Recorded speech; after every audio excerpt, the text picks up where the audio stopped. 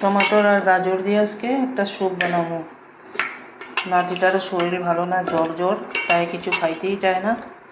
তাই ভাবলাম একটু আজকে স্যুপ বানাইয়া দিই।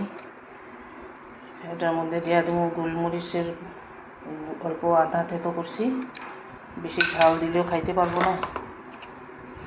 একটু লবণ দিয়া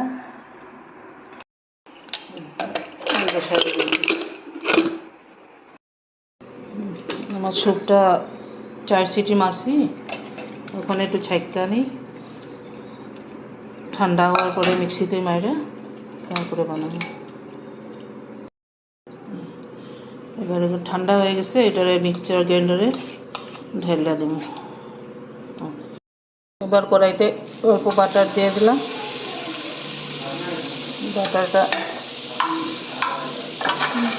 কয়েকটা রসুন দিয়ে দেবো।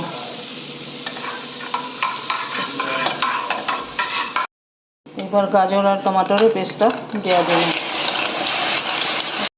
অল্প দেরি ভাজা ওই সিদ্ধ জলটা যে এটাও দিয়ে দিলাম। লবণটা একটু কম লাগছিল, একটু লবণও দিয়ে দিলাম। আবার স্যুপটা হয়ে গেছে, এবার নামাইয়ে দেবো। দেবো আয়, স্যুপটা হয়ে গেছে, আয় খাওয়া যায় একটু নে, খায়া দেখ। ভাতটা তো খাইতে চায় না, একটু স্যুপটা খাইলেও পেটটা ভরবো। খাইতে কীরকম হয়েছে? ভালো হয়েছে। খাও, অল্প অল্প করে খায় নাও। স্যুপটা খাইলে পেটটা ভরবো একটু। ঠিক আছে, তুমি খাও। হ্যাঁ।